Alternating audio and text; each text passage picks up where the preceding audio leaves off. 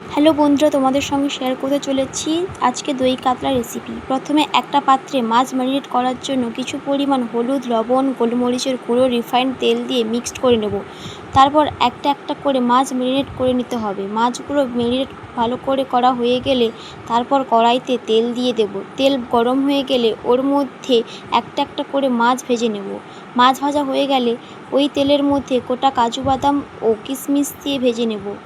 তারপর ওই তেলের মধ্যে লবঙ্গ, দারুচিনি, এলাচ, শুকনো লঙ্কা, তেজপাতা, হিং, পেঁয়াজ বাটা দিয়ে ভালোভাবে ভেজে নিতে হবে।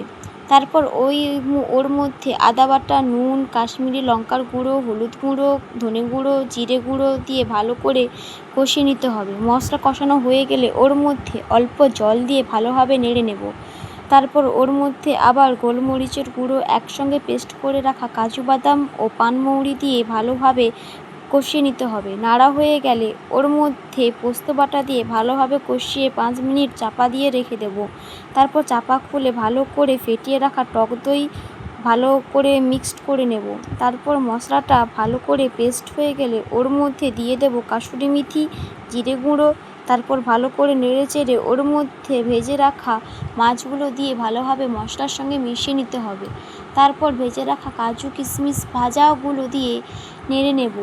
নেড়ে জল দিয়ে দেব। তারপর নামানোর আগে স্বাদমতো চিনি দিয়ে নামিয়ে পরিবেশন করুন দই কাতলা।